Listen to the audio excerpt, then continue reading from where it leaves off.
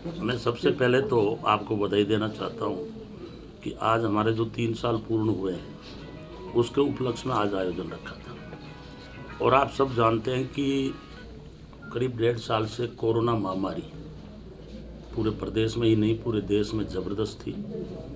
तो मैं मुख्यमंत्री जी को धन्यवाद देना चाहता हूँ कि कोरोना का प्रबंधन जो हमारे राजस्थान में हुआ उसका कोई मुकाबला नहीं है और पूरे देश के अंदर इसकी पूरी प्रशंसा भी हुई। जैसे ऑक्सीजन की कमी से उत्तर प्रदेश में गंगा नदी के अंदर 5-5 हज़ार लाश तैरती हुई आपको दिखी होगी, लेकिन यहाँ ऐसा नहीं हुआ। और अभी तो उन्होंने इतनी व्यवस्था कर दी कि प्रत्येक जिले के अंदर ऑक्सीजन प्लांट लगा दिए, जिससे कि अब आने वाले समय में ये दिक्कत नहीं आएगी। उसके अलावा देखो 33 हमारे जिले हैं जिसमें 30 मेडिकल कॉलेज खोले हैं मुख्यमंत्री जी ने, वो आपके सामने है। यहाँ भी आपके हनुमानगढ़ में दिया है और कार्य भी चालू हो गया। हनुमानगढ़ में कृषि महाविद्यालय भी दिया है, बजट घोषणा 2021 में था। इसके अंदर अभी तो ATC केंद्र में चल रहा है, लेकिन आने वाले समय में वहाँ भी बिल्डिंग बन जाएगी और काम अभी कृषि ये जो है महाविद्यालय चल रहा है। राज्य के कन्या कॉलेज भी दिया है हनुमानगढ़ के अंदर, और खाली हनुमानगढ़ में ही नहीं पूरे राजस्थान के अंदर कन्या कॉलेज, दूसरे कॉलेज बीकानेर जिले में भी दिया और पूरे राजस्थान के अंदर इस तरह से कॉलेज दिए हैं। इसके अलावा नौहर के अंदर भी कन्या कॉलेज दिया है। भादरा में राजकीय महाविद्यालय 6 करोड़ की लागत से डूंगराना रोड पर, अभी कॉमरेड आपके सामने बलवान जी भी प्रशंसा कर रहे थे कि मुख्यमंत्री जी ने हमें डूंगराना में दिया है। महात्मा गांधी अंग्रेजी स्कूल, ये 7 तहसील में 24 अंग्रेजी माध्यम की जो है स्कूलें खोली है, ये हमारा हनुमानगढ़ में। उसी प्रकार पूरे राजस्थान के अंदर 1200 स्कूल खोली है, और भी जहाँ 5000 से ज़्यादा आबादी है वहाँ सब जगह जो है कॉलेज खोले जाएंगे। जैसे हमारी इंदिरा गांधी नहर है, ये आज़ादी के बाद जब भी ये नहर बनी 1960 और 62 के अंदर, उसमें काम कभी नहीं हुआ। पहली बार पंजाब साइड में 23 किलोमीटर नहर का निर्माण किया गया, रीलाइनिंग की गई, और 47 किलोमीटर हमारे इधर की गई, और आगे भी 1100 करोड़ रुपए लगा करके और काम करेंगे। 3000 करोड़ रुपए इसके लिए आरक्षित है। 3 चरण में ये काम किया जाएगा, बंदी के समय किया जाएगा। उससे क्या जो हमारा पानी का सीपेज है वो रुकेगा और किसानों को जो है अच्छा पानी मिलेगा, और जो हमारी छोटी नहरें हैं उनको भी रीलाइनिंग का काम किया जा रहा है, ठीक करने का काम किया जा रहा है। तो उससे भी किसानों को जो है पानी अच्छा मिलेगा, क्योंकि अभी नहरें जो है पुरानी होने से, जीर्ण शीर्ण अवस्था होने से बहुत बार बारिश के अंदर टूट जाता है, उससे किसानों को पूरा पानी जो है वो मिलता नहीं है। तो ये 60 साल में पहली बार ये काम हो रहा है। इसलिए मैं मुख्यमंत्री जी को धन्यवाद देना चाहता हूँ इस बात के लिए कि उन्होंने नहरों पे पूरा ध्यान दिया है। ये नहरी इलाका है, यहाँ से लगा के जैसलमेर तक, ये सभी जिलों को जो है इसका लाभ मिलेगा। एक बात सामने आई है कि यहाँ पहली बार ऐसा थाना खुला है जिसमें पानी चोरी को रोका जाएगा। ये भी एक बड़ा काम हुआ है, नौहर में स्थापित हुआ है। रीट और पटवारी में सारे बच्चों को निःशुल्क बस की सुविधा दी गई, ये भी अपना में बहुत बड़ा काम हुआ है। इसमें कार्यकर्ताओं ने बड़ी सेवा की कि उन्होंने रोटी पानी की भी व्यवस्था की। इंदिरा रसोई 8 रुपए के अंदर खाना दिया गया। जिस तरह से बाहर से लोग जिला हेडक्वार्टर में हॉस्पिटल में मरीज आते हैं तो बाहर बड़ी दिक्कत आती है, तो आज 8 रुपए की वजह से बहुत सारे गरीब लोग जो है उसको ये सुविधा दी गई है। इसके लिए भी मुख्यमंत्री जी का मैं धन्यवाद ज्ञापित करना चाहता हूँ। ये आपके कृषक ऋण माफी योजना, जिसके अंदर 82,107 किसान क्रेडिट कार्ड ऋण धारकों को कुल 341 करोड़ रुपए का ऋण माफ किया गया। साथ ही मध्यकालीन एवं दीर्घकालीन कृषि ऋणों के कुल 110 काश्तकारों के 2.41 करोड़ का ऋण माफ किया गया। ये एक बहुत बड़ी उड़ान योजना अभी शुरू की है, जिसको बालिकाओं को निःशुल्क सैनिटरी नैपकिन दी जाएगी, क्योंकि महिलाएं पहले संकोच करती थी। तो इस बारे में भी CM साहब ने आगे बढ़ के काम किया है और निःशुल्क सैनिटरी नैपकिन दी गई है। घर घर औषधि, अभी कोरोना काल में घर घर किट पहुंचाए गए दवाई के, उससे बहुत बड़ा लाभ हुआ है, कोरोना से बचाव हुआ है। क्योंकि गांव के आदमी की वैसे भी थोड़ी इम्यूनिटी पावर मजबूत होती है, थोड़ा बुखार आया, थोड़ा महसूस हुआ, तो इतने में अगर दवाई मिल गई तो उससे बहुत लाभ हुआ, कोरोना से बचाव हुआ है। ये भी पूरे हिंदुस्तान में पहला राज्य है जहाँ ये किया जा रहा है। अभी प्रशासन गाँवों की ओर तो आपने तो रिकॉर्ड तोड़ा है हनुमानगढ़ में, गोलूवाला में 801 पट्टे दिए गए।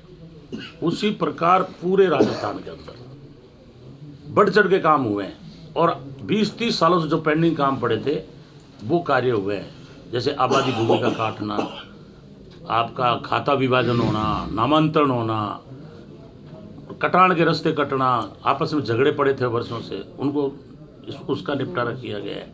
और इसके अलावा एक बहुत बड़ा काम हुआ है कि गोचर भूमि में जहाँ शहर गांव बसे हुए थे उनके अंदर जो बैठे हैं 3 साल से, उनको पट्टा देने का भी कैबिनेट में निर्णय ले लिया गया है। प्रशासन शहरों की ओर है, इसमें भी पट्टे दिए जा रहे हैं। गौशालाओं में अनुदान बढ़ाया गया है। कहने को तो प्रचार करती है, गाय के नाम पे बीजेपी वोट भी मांगती है, लेकिन उनके कार्यकाल में गाय गौशालाओं में बहुत मरी है। और अशोक जी गहलोत ने जो 32 रुपये थे उसके 40 किए, जो 16 थे उनके 20 किए। छोटे पशु को 20 और बड़े पशु को 40। इसके अलावा ऑक्सीजन प्लांट की बात मैंने आपको पहले ही बताई। और चिरंजीवी स्वास्थ्य बीमा योजना, ये पूरे हिंदुस्तान में एक अपने आप में नई योजना है, जिससे गरीब से गरीब आदमी का निःशुल्क रजिस्ट्रेशन होगा और उसके बाद उसको 5 लाख तक उसके जो है पूर्ण इलाज होगा। और बहुत सारे लोगों को इसका लाभ भी मिला है।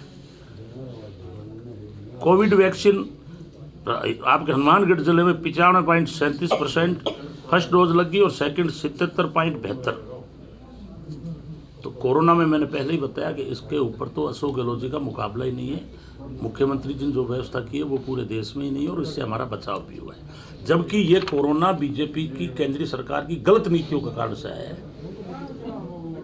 2020 जनवरी में कह दिया था कि आप बाहर से आने वाले हवाई जहाज़ों को रोक दो, राहुल गांधी जी ने नहीं रोका। उस वजह से अगर वहाँ क्वारंटीन कर देते तो ये प्रॉब्लम नहीं आती। इन्होंने रोका नहीं, उस कारण से पूरा देश परेशान हुआ। पहली बार जब कोरोना आया उसमें लोग मरे, और सेकंड लेयर में तो लोग पैदल चल चल के मर गए। लेकिन केंद्र सरकार मात्र हिंदू और मुसलमानों के नाम पर लड़ा रही है, सांप्रदायिकता का जहर घोल रही है। हमारे बहुत सारे जो मीडिया में, आप पे आरोप नहीं लगा रहा हूँ, आप अदरवाइज मत लेना, 60 चैनल परचेज कर चुके हैं अड्डानी और अब्बानी। शाम को खड़े होते हैं और दिन भर शाम को उनका गुणगान के अलावा कुछ नहीं करते। जबकि प्रजातंत्र में देखो, डेमोक्रेसी किसको कहेंगे? डेमोक्रेसी सबसे ऊपर होता है सरकार, सेकंड होता है प्रशासन, तीसरी होती है न्यायपालिका, चौथा होता है मीडिया। कोई न्याय नहीं मिलता है तो मीडिया उस बात को उजागर करता है। जैसे भाई ने अभी प्रश्न पूछा, इनका अधिकार है, कोई दिक्कत नहीं है। इस तरह से उस बात को उजागर करे, गवर्नमेंट का ध्यान आकर्षित करे। लेकिन उन लोगों ने अपना रोल खो दिया है। वो खाली दिन भर अमित शाह और मोदी के गुणगान करते हैं और उनका ही प्रचार करते हैं। और जो देश में हो रहा है, जैसे कोरोना में कितने लोग मरे वो बताने को तैयार नहीं। किसान 700 मर गए, शहीद हो गए, उनकी कभी खबर नहीं छापी। उन्हीं किसानों को कभी तो कहा आतंकवादी, कभी कहा आप खालिस्तानी हो, कभी कहा पाकिस्तान से मिले हुए हो। और कोई भी नेता जो भी बीजेपी के खिलाफ बोलता है उसको जेल में भेजते हैं या ईडी और आयकर का छापा मरवाते हैं। तो कहने का मतलब है कि इन्होंने मतलब प्रजातंत्र का एक मखौल उड़ा दिया है, प्रजातंत्र को कमज़ोर किया है। और हमारी जितनी संवैधानिक संस्थाएं थी उनको इन्होंने बेचा है। आज रेलवे को बेचा है, एयरपोर्ट को बेचा है, बैंक को बेच रहे, LIC को बेच रहे और BSNL को बेच दिया। सारे अपने जो मित्र है अब्बानी और अड्डानी, सारे देश को उनके हवाले कर रहे हैं। उससे हमारी डेमोक्रेसी कमज़ोर हो रही है। यहाँ तक कि जो हमारे देश का संविधान है उसको भी इन्होंने जलाने का प्रयास किया है। इसलिए हम सबको मिलकर के अगर डेमोक्रेसी को जिंदा रखना है तो इन चीज़ों का विरोध करना पड़ेगा, इनकी कमियों को उजागर करना पड़ेगा। और मुख्य रूप से जैसे किसान सड़क पे आए उसी प्रकार सारी जनता को इनका विरोध करके इनका मुकाबला करना पड़ेगा, जब डेमोक्रेसी बचेगी। आप देख रहे हो कि अभी उपचुनाव हुए हैं, पूरे देश में बीजेपी कमज़ोर हुई। अभी उत्तर प्रदेश का चुनाव होने वाला है, 5 स्टेट में सर्वे आया कि बीजेपी हार रही है। जब इन लोगों ने जाकर के किसानों के जो 3 कृषि कानून थे इन्होंने वापस लिए, इसलिए इनका डेमोक्रेसी में भरोसा नहीं है। और ये वही लोग हैं जो अंग्रेज़ों के समय में RSS जो था वो अंग्रेज़ों का मुखबिर के रूप में काम कर रहा था। इनकी सोच है कि दलित और मुसलमान को कमज़ोर बना के रखो। इनकी सोच है कि देश में हमारे बराबर में कोई नहीं रहे और हिंदू और मुसलमान को भ्रांतियाँ पैदा करो, लड़ाओ, उसी आधार पर ही राज करना चाहते हैं। उस वक्त भी जो आज़ादी की लड़ाई लड़ते थे उनकी सूचना दे करके और उन लोगों को ही जेल में भिजवाने का काम करते थे। और आरएसएस का सबसे बड़ा सबूत है कि 47 में देश आज़ाद हुआ, 48 के अंदर महात्मा गांधी जी को गोली मारने वाला नाथूराम गोडसे था, और आज उसी के जो है नारे लगाए जाते हैं पार्लियामेंट में, उनके मंदिर बनाए जा रहे हैं, उनकी मूर्तियां लगाई जा रही हैं, ये उनके समर्थक हैं। इसलिए हम कहते हैं कि इस देश में दो विचारधाराएं हैं, एक है धर्मनिरपेक्ष जिसका नेतृत्व कांग्रेस कर रही है, और एक है ये सांप्रदायिक लोग। अभी जनता को तय करना है कि कौन सी विचारधारा को मजबूत करना है, और वो कांग्रेस वही पार्टी है जिसने इस देश को आज़ादी दिलाई और आज तक विकास के पथ पे लाई। आज ये नहरें, हरियाली, कल कारखाने, आपकी रोडें, यूनिवर्सिटी, मेडिकल कॉलेज, ये जितनी चीज़ें दिख रही है ये सारी कांग्रेस की देन है।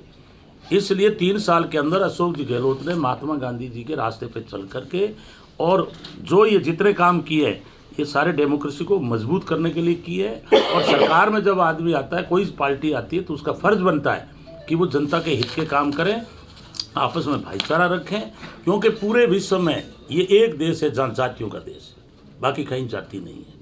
हमारे विभिन्न धर्मों के लोग रहते हैं, हम मतलब आपस में भाईचारा से रहेंगे तो ही हमारा देश मजबूत होगा। हमारा देश गुलाम रहने का कारण यही है कि हम लोग आपस में जातियों के आधार पर लड़ते थे, धर्म के आधार पर लड़ते थे, और बाहर से लोग आके यहाँ राज करते हज़ारों साल तक। लेकिन आज दुर्भाग्य है कि बीजेपी का 7 साल में राज आने के बाद एक भी कोई इन्होंने कंपनी खड़ी नहीं की, और उल्टा जो कंपनियां बनाई वो इन्होंने बेचने का काम किया है। और मैं धन्यवाद देना चाहता हूं मुख्यमंत्री जी को कि ये षड्यंत्रकारी लोग जिन्होंने हमारी सरकार तोड़ने का प्रयास किया, लेकिन मजबूती के साथ में हम खड़े रहे, यहाँ के एमएलएज खड़े रहे, यहाँ का मीडिया भी खड़ा रहा, जनता खड़ी रही, तो आज ये सरकार जो है चल रही है। अन्यथा इन्होंने तो पूरा जोर लगाया था धन बल पर, षड्यंत्र पर, कि कैसी तरह से इस सरकार को तोड़ो, जिस तरह से मध्य प्रदेश की सरकार इन्होंने गिराई थी कोरोना के कार्यकाल में। इसलिए आज हम 3 साल हो गए, और इस बात का हम धन्यवाद देना चाहते हैं गहलोत साहब को कि जो नहीं होने वाले काम थे वो भी किए, और उन कामों को भी हाथ में लिया है कि जो काम आज तक नहीं होने वाले थे उन कामों को भी किया है। जिस तरह से अभी हमारे साथी विनोद जी बता रहे थे कि हमारे पास तो कोई काम ही नहीं बचा, जैसे निःशुल्क दवाई योजना, ये योजना ऐसी है पूरे देश में कहीं नहीं थी। पहली योजना आदरणीय मुख्यमंत्री जी ने लागू की थी पिछले कार्यकाल में, इस बार भी उन्होंने 700 जांचें फ्री की है। 700 थी पहले, अब 900 हो गई है। उसी प्रकार हर क्षेत्र के अंदर उन्होंने मतलब विकास की ओर हमारे प्रदेश को ले जा रहे हैं, और आज हमारे 3 साल पूरे हो रहे हैं, और आपके सामने ही ये जो आयोजन किया गया है ये उसी का आज पूरा प्रशासन हम सब बैठ करके इसी पे चर्चा कर रहे हैं। और जो 2 साल बचे हैं उसमें भी हमारा सोच यही है कि हम ज़्यादा से ज़्यादा विकास के काम कराएं। और मैं प्रभारी मंत्री होने के नाते आपसे अनुरोध कर रहा हूं कि आपके ध्यान में भी कोई भी बात आए तो आप लोग हमारे टच में लाओ,